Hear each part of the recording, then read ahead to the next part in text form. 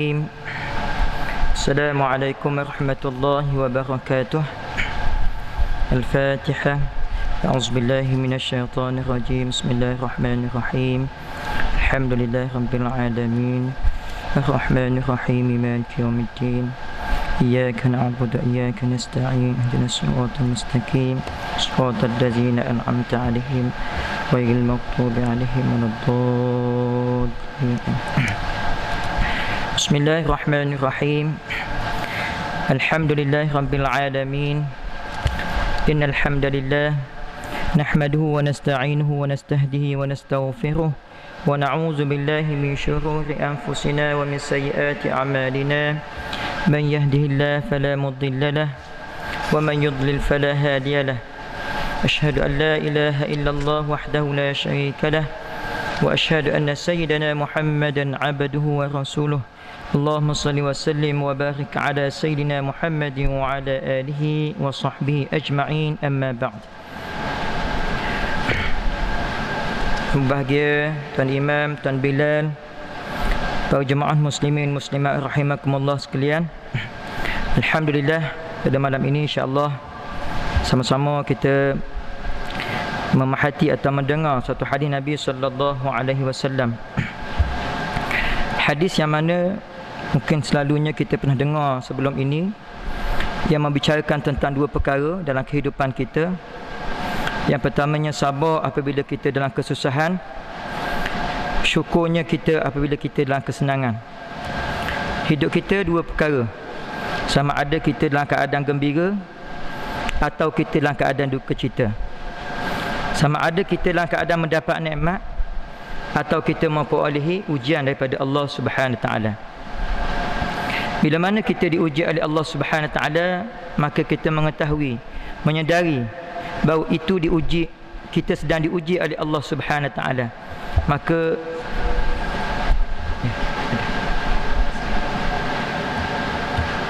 bila pergi aku tu Aslum nak pakai ni kan, ada tu. Ayo, kata bateri kan. Tak apa. Ada bateri dah, tidak apa. Bawa ni kata. Okey. Bawa ni.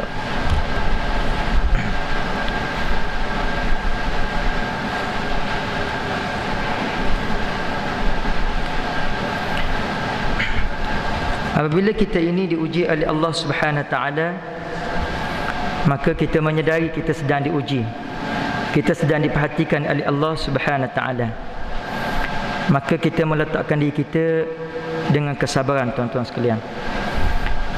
Para salafus soleh, orang-orang terdahulu daripada kita ini, orang alim, orang soleh, tuan-tuan, mereka ini bila mana tidak diuji dengan kesakitan, contohnya sentiasa dalam keadaan sihat, susah hati mereka kerana mereka merasakan Allah Ta'ala tidak pandang mereka ketika itu. Ya, sihat dia, sepanjang hari sihat, sepanjang bulan sihat, tak pernah sakit. Susah hati dia sebab dia tidak diuji dengan kesakitan. Ya, seolah-olah dia merasakan dirinya tidak diperhatikan oleh Allah Subhanahu Wa Taala. Terbalik dengan kita, tuan-tuan. Ya, kita bila mana diuji dengan kesakitan, ya, sehari dua hari boleh sabar lagi. Ya, tapi ya, kalau dah makan minggu, hilang kesabaran kita tadi, tuan-tuan. Ya, sabar ni peringkat yang bawah. Atas lagi daripada sabar, kita redha dengan apa yang Allah Ta'ala timpakan kepada kita. Sabar ni, tuan-tuan, ya, diri kita boleh sabar, hati kita boleh sabar, tapi nak mengukir kesenyuman pada wajah kita, merasakan terhibur dengan ujian tadi, mungkin tidak ramai orang yang dapat seumpama ini. Bila mana orang yang diuji seperti itu, dia boleh terima ujian tadi, dia boleh menerima ujian yang menimpa kepada dirinya, senyum lagi, tuan-tuan. Ya, kehilangan harta benda, kematian orang yang disayangi, ya, kehilangan jawatannya, dia tidak mengeluh, dia tidak menyalahkan sesiapa.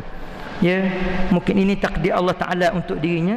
Dia sabar dan juga dirasa, ya, ada rezeki lain yang Allah Ta'ala akan berikan kepadanya. Senyum dengan ujian tadi, maka dia termasuk dalam kumpulan orang yang redha, tuan-tuan sekalian. Jadi sifat kita kena ada dua itulah, tuan-tuan, ya, sabar dan juga syukur. An Abi Yahya Suhaib bin Sinan radhiyallahu anhu qala Rasulullah sallallahu alaihi wasallam, ajaban li amril mu'minin inna amrahu kullahu lahu khairun wa laysa dhalika li ahadin illa li mu'min in asabathu sarra'u syakara fakana khairan lah wa in asabathu dharra'u sabara fakana khairan lah. Kita duduk dalam dua perkara tadi tuan-tuan. Hadis ini bermaksud hadis yang diriwayatkan oleh Imam Muslim daripada Abi Yahya Suhaib bin Sinan radhiyallahu anhu, katanya bahawa baginda Nabi sallallahu alaihi wasallam bersabda, ajaban, sungguh aneh, sungguh pelik, sungguh ajaib, ya, bagi orang-orang beriman ini tuan-tuan. Kerana apa? Di dalam semua keadaan mereka ini memperolehi khair, kebaikan. Duduklah keadaan mana sekalipun boleh kebaikan berlaku tuan-tuan. Ya.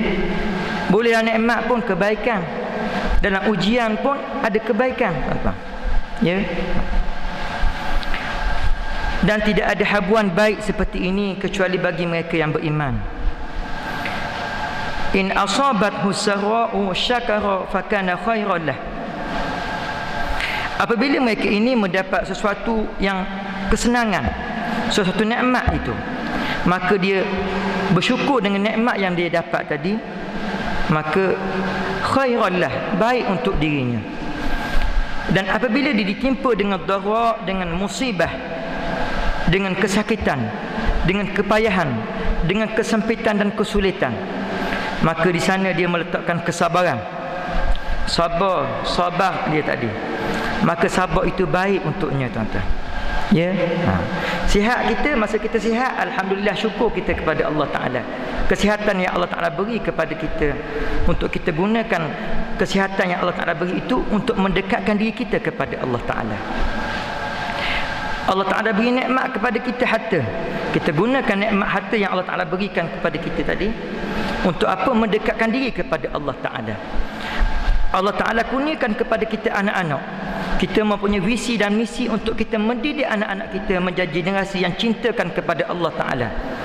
Kita mempunyai isteri yang kita boleh tabiah isteri kita, yang boleh kita ajar dan didik isteri kita supaya isteri kita lebih mendekatkan diri kepada Allah Ta'ala, cintanya lebih daripada cinta kepada diri kita sendiri tuan-tuan.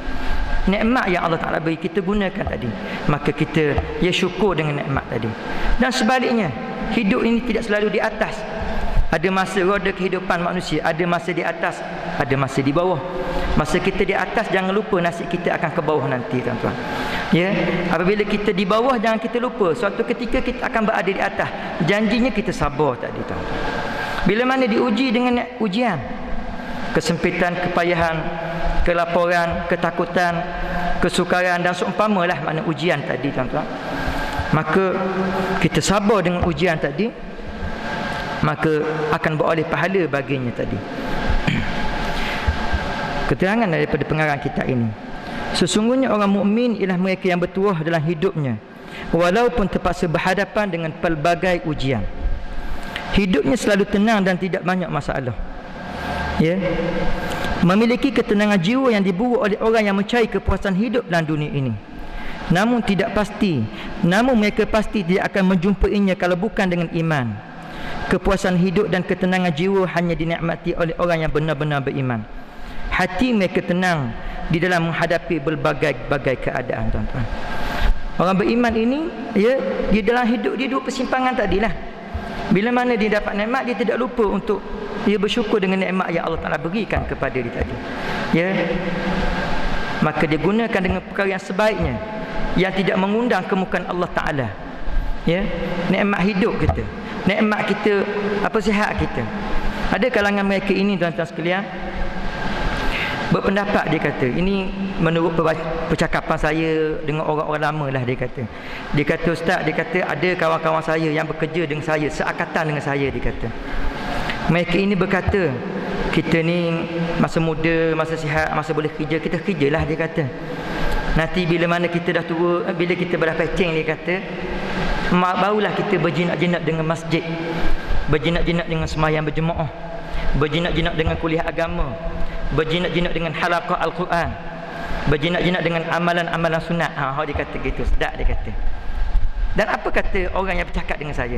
Sebenarnya ustaz dia kata, mengikut pemerhatian saya, dia kata, ramai kawan-kawan saya yang berkata seperti ini, bukan berkata man hidup dia seperti ini. Masa muda dia habis dengan kerja je umur dia. Dia dah pecing ustaz, dia kata. Dah sampai ke umur pecing.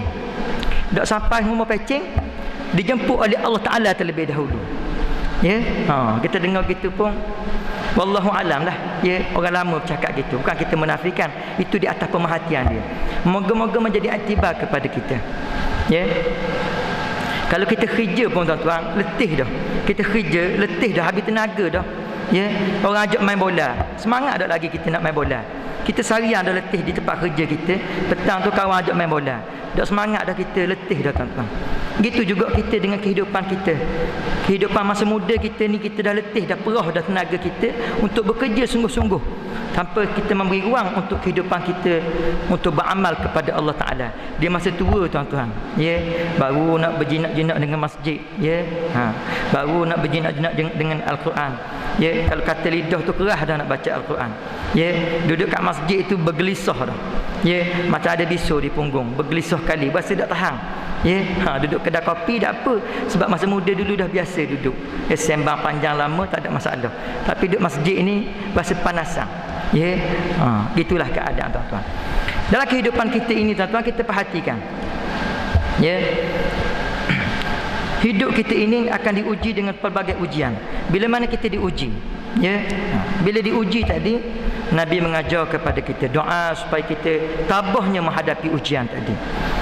Kita tidak boleh menolak ujian yang akan ditimpakan kepada kita, sebab ujian yang datang kepada kita itu dalam bentuk dua keadaan. Sama ada ujian itu untuk menghapuskan dosa kita, atau ujian itu untuk mengangkat darjat iman dan takwa kita tuan-tuan. Jangan kita menyalahkan, ya Allah, aku ni tak pernah tinggal semayang jemaah sama. Ya, tak pernah tak sedekah, setiap hari bersedekah. Mengapa masih diuji lagi seperti ini? Contohnya tuan-tuan. Ada orang-orang yang bercakap seperti itu, sedangkan dia tidak nampak ujian yang Allah Ta'ala timpakan kepada dirinya tadi. Untuk apa? Untuk mengangkat martabat, meninggikan ketakwaan dia tadi tuan-tuan. Ya, anak-anak kita boleh kata dia mengaku dia pandai. Anak-anak kita kata, ayah saya pandai, kat sekolah kalau dalam kelas saya pandai sekali. Tapi tidak pernah diuji. Ya, apakah dia punya benchmark? Apakah KPI untuk melihat kepandaian seseorang pelajar itu? Melainkan dengan peperiksaan, dengan ujian baru kita tahu setakat mana kedudukan kita tadi. Begitulah kita dengan kehidupan kita.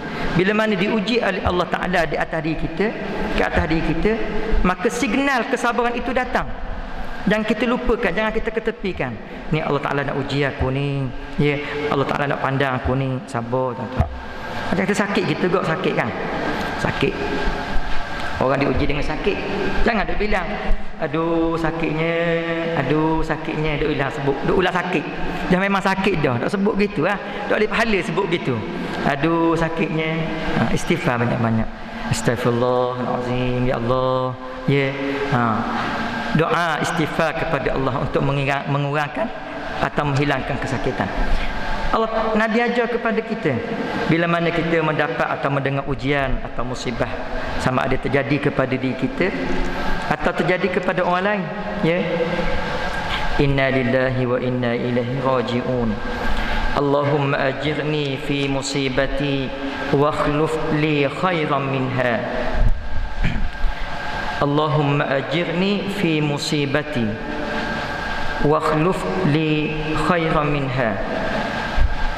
Ya Allah, ya Allah, ya Tuhanku, berilah ajirni, balasan yang baik di atas musibah yang menimpa untuk diri aku ni, dan gantikanlah, ya, perkara yang aku hilang tadi, musibah yang menimpa untuk diri aku ni, dengan perkara yang lebih baik daripada itu. Contohnya, ya, turun daripada masjid tengok hilang selipar tuan-tuan, ya, jangan nyumpah serana pula, ya, inna lillahi wa inna ilaihi raji'un.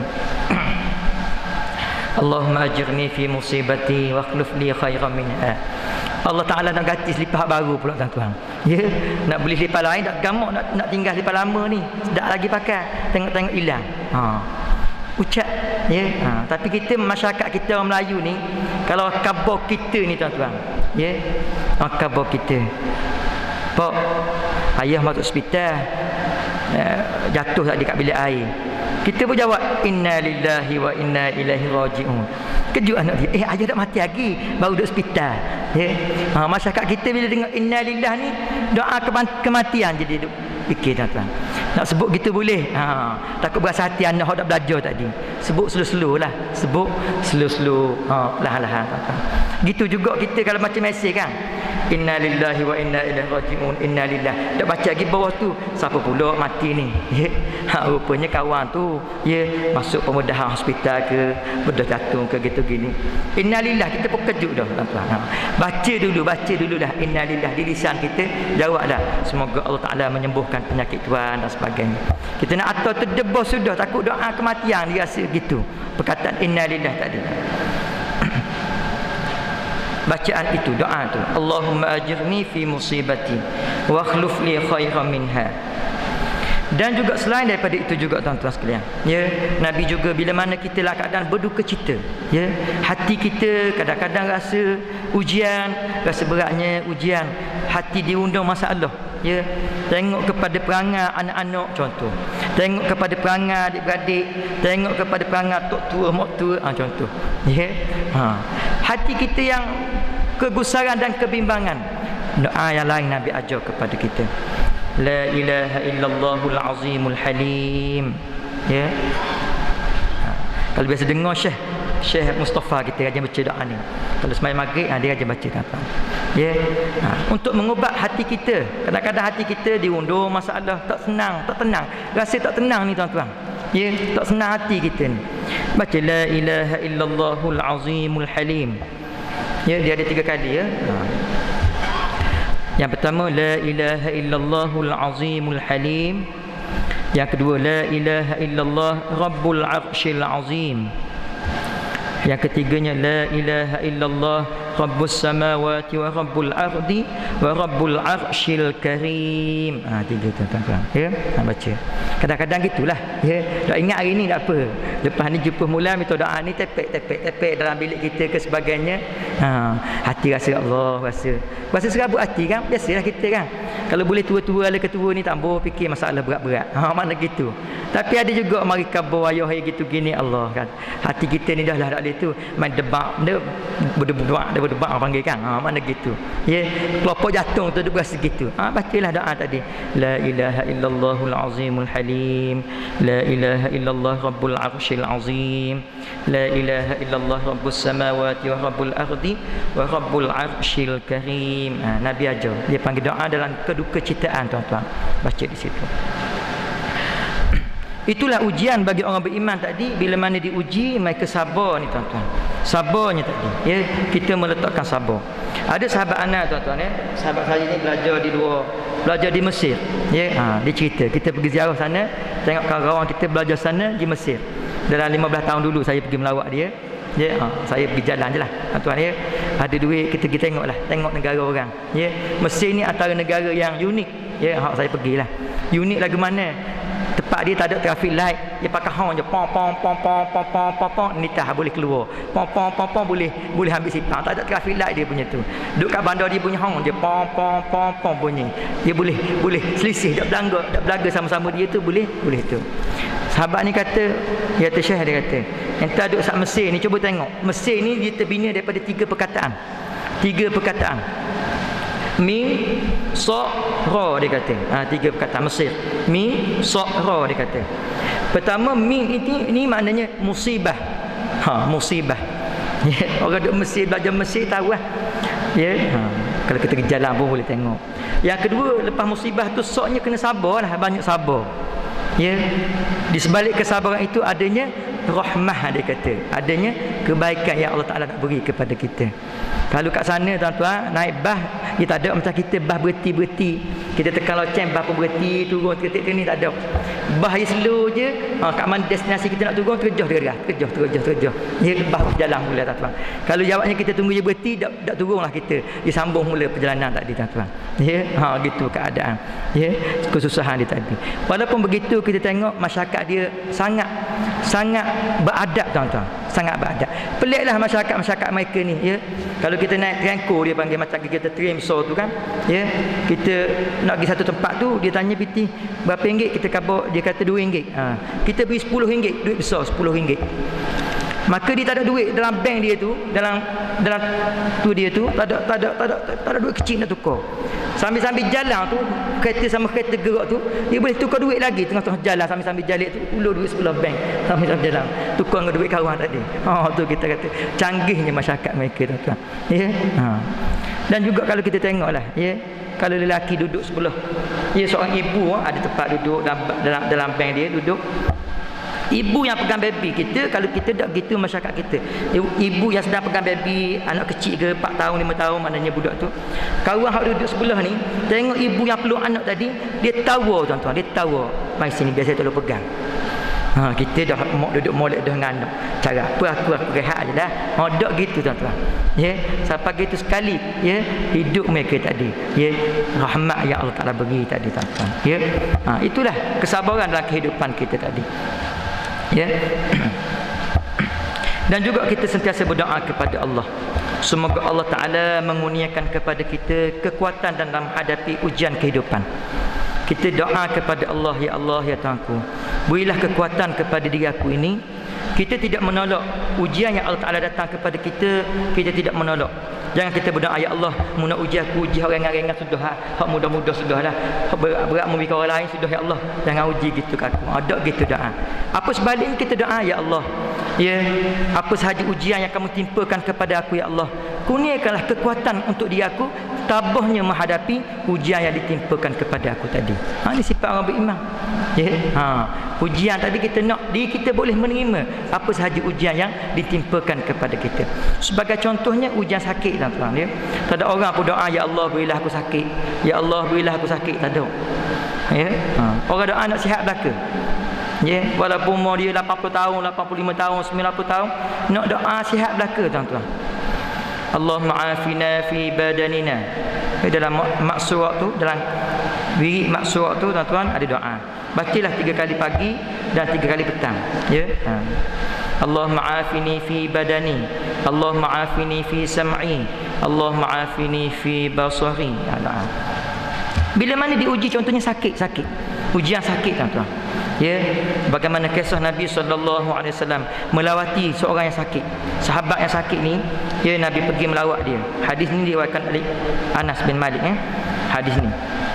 Maka Nabi berkata kepada sahabatnya, ya, sesungguhnya apabila kita dalam keadaan sakit tadi, janganlah kita berdoa kepada Allah untuk dia cepatkan kita mati. Dia kata gitu, ya. Dalam hadis Nabi sebut doa tadi, Allahumma ahyini ma kanatil hayatu khairan li wa tawaffani idza kanatil wafah khairan li. Dua keadaan kita minta bila uji sakit, tuan-tuan, kan. Ada seorang sahabat tu kata, Ustaz, dia kata, ya, kita ni doa kalau boleh janganlah kalau sakit tu lama-lama, ya, lama pun seminggu je, dia kata. Boleh anak-anak kita tunggu setakat 3 hari je, dia kata, Ustaz, kata. Lepas pada 3 hari masuk hari kelima tu, anak-anak pun jadi bosan dah, dia kata, nak jaga ayah tadi, contoh dia kata gitu, ya. Doa kepada Allah, Nabi ajar tadi, Allahumma ahyini ma kanatil hayatu khairan li.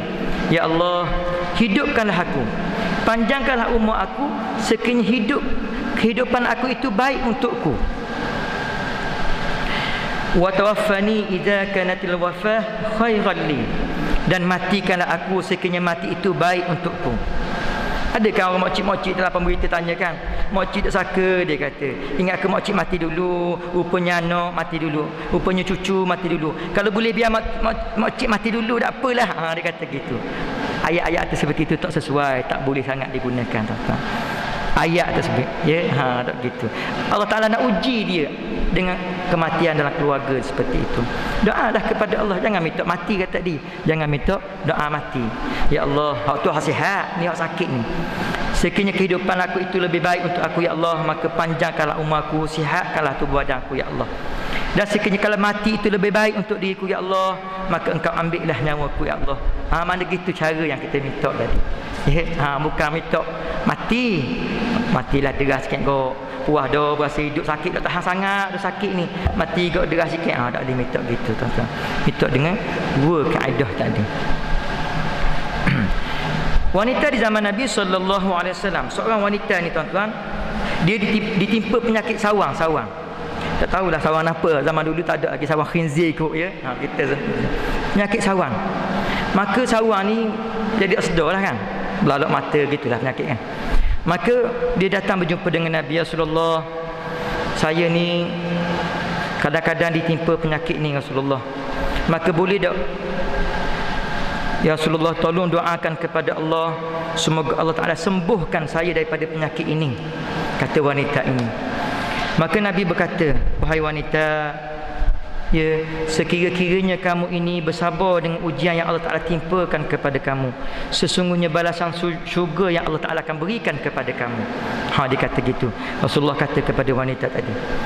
Maka wanita ini kata, ya Rasulullah, aku sabarlah dengan ujian yang Allah Ta'ala timpakan kepada aku, dan sebaliknya aku minta kepada engkau ya Rasulullah, doakan kepada Allah, semoga bila mana aku sakit tadi, ketika aku sakit ni, ketika sawang aku menyerang diri aku tadi, sakit tadi kan, maka tidak terdedahnya aurat pada badan aku. Makna gitu. Orang perempuan ni penyakit dia maknanya sawang tak sedar diri kan, jadi cabutlah mungkin terdedah aurat dia, tudung yang dia pakai terlucuk, terlondeh dan sebagainya. Maka dia doa kepada, mohon kepada Nabi supaya doa seperti itu, supaya bila sakit dia sabar dengan sakit, tetapi tidaklah sampai terdedahnya aurat yang ada pada badan dia tadi tuan-tuan. Ya, gitu. Itulah keadaan tuan-tuan ya. Kalau orang sakit ni, ya, respect kita, tapi benda-benda ini masa kita muda, benda-benda gini dia tak jadi masa tua baru nak buat. Ya, macam orang semayang, kadang-kadang kita malu jemaah kita, kadang-kadang ada jemaah kita dia ambil air semayang ni, basuh kaki tu sampai saya paha lutut nampak tuan-tuan. Hak lelaki, hak puan pun tak tengok. Hak lelaki sampai saya paha lutut nampak. Sebab apa? Nak basuh kaki kan, bukan nak basuh paha lutut. Ya, sampai terdedah aurat kita tadi. Barang ni bukan barang hak baru ni, nak jadi masa muda gitu dah. Ya, macam nitah, kalau zaman kampung-kampung ni nitah kot mucuk-mucuk kan, nitah kot mucuk selok ni, plekat tu yakat sampai nampak paha nak. Kenapa? Elok daripada mucuk kena di kain dia, terdedah aurat tadi. Tak mau jadi gitulah ya, keadaan tadi. Maka sabar dengan ujian yang Allah Ta'ala timpakan, Nabi sebut balasan syurga yang akan diperolehnya tadi. Bagaimana seorang kisah dua orang ni, seorang raja dan pembantunya, khadamnya, ya, berjalan. Khadam ni orang rapat dengan raja ni. Ya, sabar dengan perkara tersebut, ada hikmah di sebalik kesabaran tadi. Suatu hari raja dia ni suka berburu binatang, buru rusa, pelanduk, kijang, gitulah. Ya, jadi buru binatang, dapatlah seekor binatang kijang contohnya. Ya, maka dapat kijang tadi, raja ni tadi buru dapat kijang, bawa raja ni pun nak sembelih dengan pembantu dia berdua je. Maka semasa nak sembelih, raja tu nak sembelih, tangannya terkena dengan pisau. Terkena pisau tajam. Hak raja ni dak pisau tu betul-betul pisau tajam. Putus jari raja. Tak tahu berapa putus sutuh seputung jari raja tadi. Putus tadi tu, maka mengadu kesakitan raja tadi, datang khadam dia berkata kepada tuanku, wahai tuanku, sabar, dia kata, sesungguhnya ada hikmah di sebalik ujian yang ditimpakan kepada tuanku. Hak kawan baik lama dah ni tuan-tuan, bila dengar gitu kata kepada raja tadi, mukalah raja, aku sakit dah mu kata gitu pula. Dia kata, raja ni balik ke istana, perintah pengawal hak lain penjarakan khadam dia tadi, hak dia paling sayang sekali, penjarakan. Raja putus tangan dia, kudung jari seputung. Ya, sabar khadam dia tadi dalam penjara. Ya, tak ada komplot untuk menggulingkan raja ke rapah kuasa dan sebagainya, tak ada. Dan raja ni meneruskan niat dia, minat dia memburu tu, dia teruskan. Putus dah jari pun buru, boleh buru lagi. Ketika dia nak dalam perjalanan lagi buru tu, ribut dalam hutang tadi, memisahkan raja dengan kumpulan istana tadi, pengawal-pengawal dia tadi. Terpisah raja tadi, maka raja tadi sesak, kumpulan dia pun sesak, dak jumpa cari raja pun dak jumpa cari kumpulan dia. Sesak-sesak masuklah kampung, satu kampung orang asli jenis cannibal, orang asli makan orang. Dia tuanku punya negara apa tak kenal, ada juga rakyat dia tadi dalam hutang lah, mana kan makan orang. Takat di orang asli ni takat raja tadi. Takat raja tadi tok dalam jara kayu dia. Tunggu respon green light daripada bos dia. Nak makan bila? Nak makan malam ke, makan pagi ke, nak sahur ke, nak masuk, nak tu dia kata. Dan kebetulan dalam beberapa hari tu musim perayaan dia, sambut raya orang Dautang tu, orang asli tu sambut. Maka dah hari yang sampailah hari yang ditentukan 3 hari kemudian, maka kapten kumpulan orang asli tu berkhabar, kita akan makan daging orang hak kita takak tadi tu. Macam kita kalau rebang kan, kalau lagi lembu rebang, tak ambuh cari hak tinggi cuping tinggi cuping tak ambuh. Kaki-kaki kudung tak ambuh, nak cari hak sempurna badan dia tadi. Maka dia kata, kan kita takak seorang dah takak dah kan, jara kita tengok dia, cek semua tubuh badan dia, comel dah, comel kita sembelih dia, kita lapah, kita makan sup daging manusia. Maka orang bawahan dia pun cek cek luluh belaka, cuma jari sekudung, semua jari saja kudung. Maka dia gandu kepada kapten dia, "Boh, tak boleh sembelih ni, tak cukup syarat," dia kata, "tak lepas akikah manusia, tak lepas jari kudung." Kita lepas je lah dia, tak usah cari orang lain kan, dia kata. Maka lepaslah raja tadi tuan-tuan. Dah raja lepas, selamatlah raja, balik mula ke istana. Balik mula ke istana, jumpa mula dengan khadam dia tadi. Jumpa mula dengan khadam dia. Maka menangislah raja dengan khadam tadi. Raja pun cerita perkara hak berlaku pada diri dia tadi. Maka khadam berkata, "Alhamdulillah, syukur tuanku," dia kata. "Andainya kalau tuanku tak penjarakan saya, gamuknya saya yang jadi korban tuanku pada hari tersebut. Saya akan jadi korban," dia kata. Ada hikmahnya. Tuanku tangan putus, tak kena sembelih. Saya yang tangan molek sihat cukup lekat ni pun selamat. Kau tuanku tolong penjarakan saya.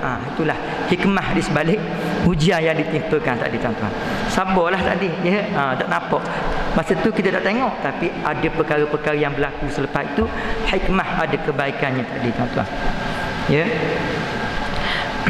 Jadilah kehidupan kita tadi apabila berada dalam suasana yang penuh dengan nikmat dan kesenangan, bersyukur kepada Allah Ta'ala dan menggunakan nikmat untuk mencari keridhaan Allah Ta'ala, baik untuk kegunaan diri sendiri atau kebaikan orang lain, seumpama sedekah atau pertolongan.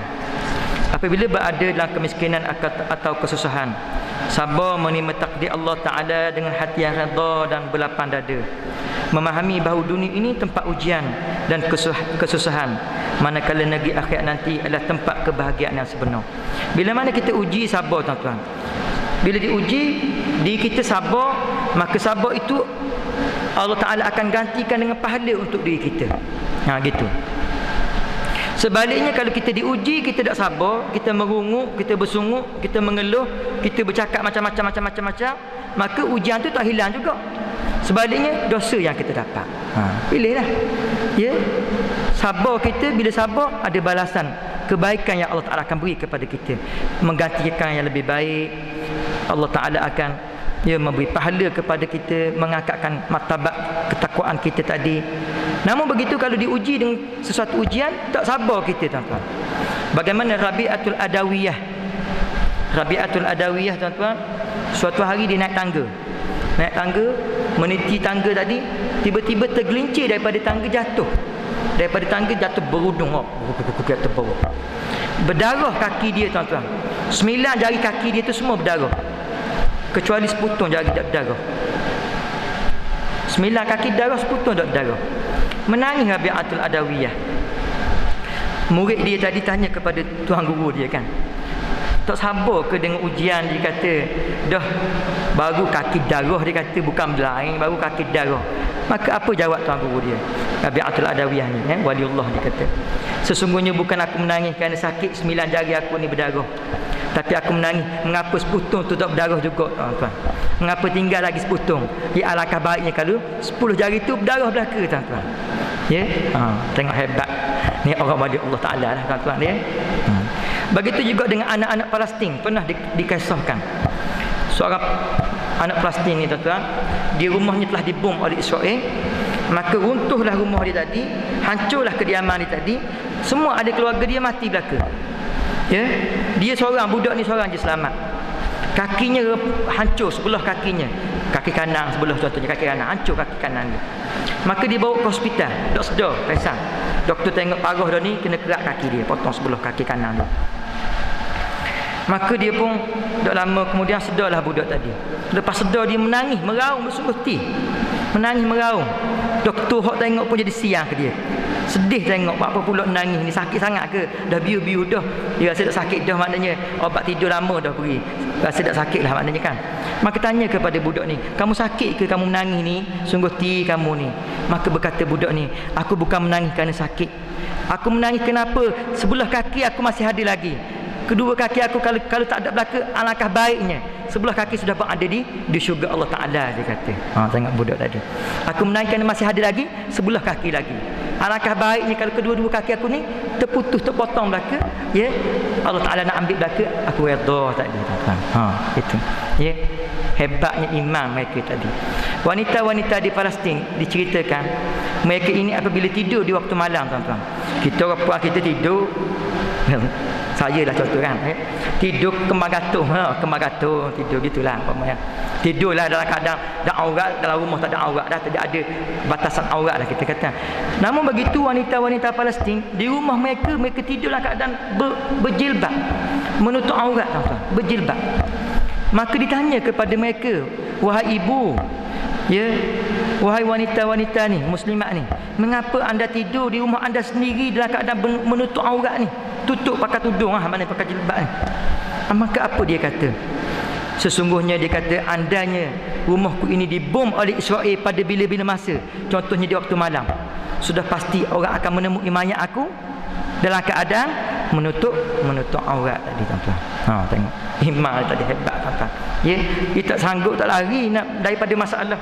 Tak doa kepada Allah, janganlah bom rumah aku, bomlah rumah orang lain, janganlah ambil rumah aku, ambillah rumah lain, tak ada.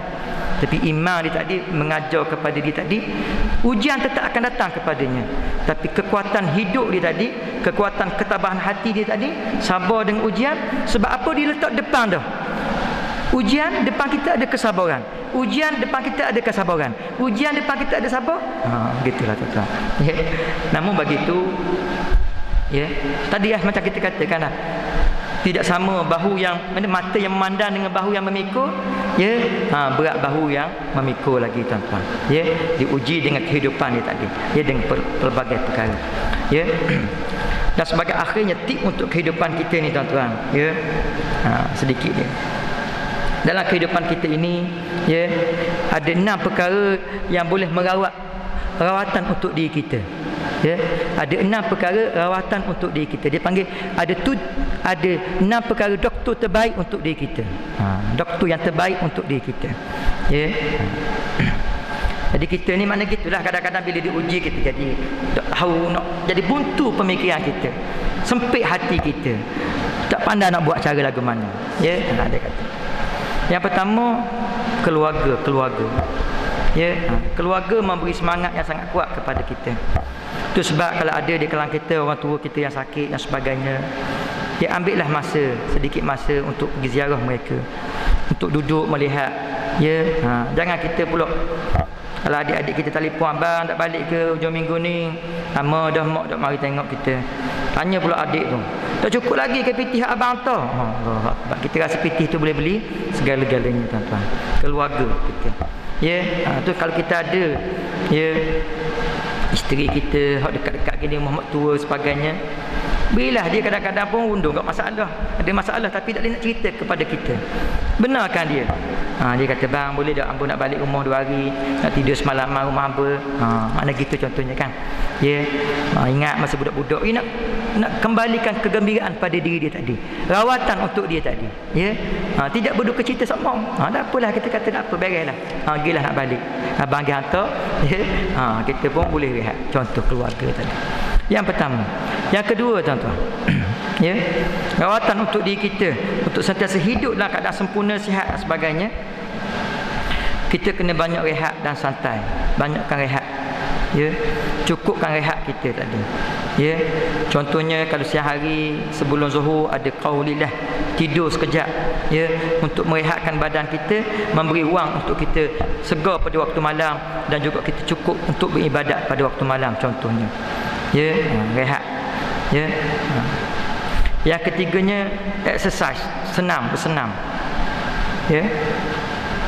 Kita ni bila kau berumur agak kurang bersenam. Ya. Mungkin kita kata kekangan masa kita ke. Cara bagaimanalah kita ambil masa. Ya, Nabi sendiri bagaimana kehidupan Nabi. Kalau kita tengok kan, Nabi dibawa jalan perjalanan Isra' wal Mi'raj dan melihat bagaimana azab yang Allah Taala timpakan bagi orang yang meninggalkan sembahyang, orang yang mengumpat, orang yang makan hati haram, orang yang berzina. Nabi lihat belaka. Namun begitu Nabi selang-seli dalam kehidupan Nabi dengan perkara-perkara yang kita tengok menggembirakan Rasulullah. Contohnya Nabi kahwin dengan Aisyah, belum berlari. Cuba kita ajak balik bini kita. Mek, esok kita berlari sekali. Dana kat stadium utuh. Keliling, berlari sekali. Contoh, senang contoh. Untuk apa? Untuk memulih kegembiraan kita tadi. Hati kita yang merawat diri kita. Contoh. Yang ketiga, yang keempatnya, memilih makanan-makanan yang baik. Memilih makanan-makanan yang baik. Dalam bab makanan ni kita kena perhati tuan-tuan.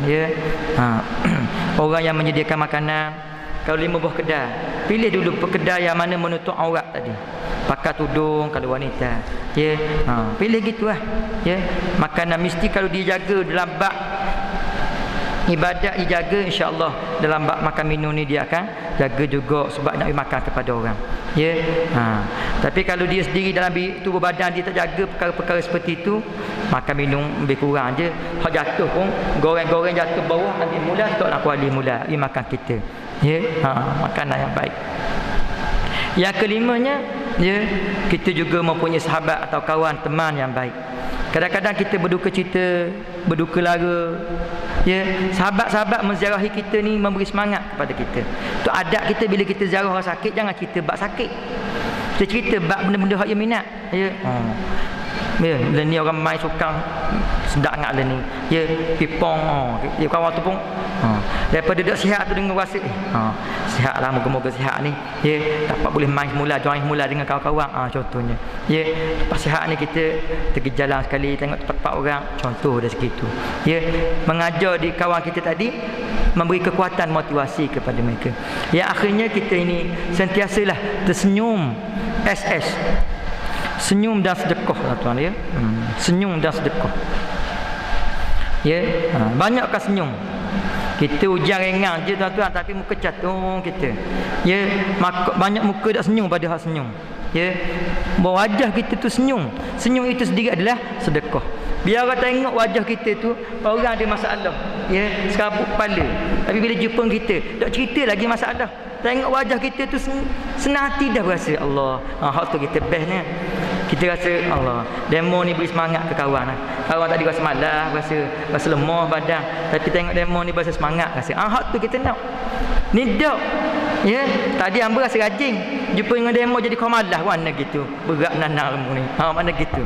Tadi berasa sihat, lepas kawan kamu cakap kamu ni berasa susah hati aku berasa. Jadi tak ada motivasi Jadi kita sentiasa senyum dan Nabi sebut senyum itu adalah sedekah tadi tuan-tuan.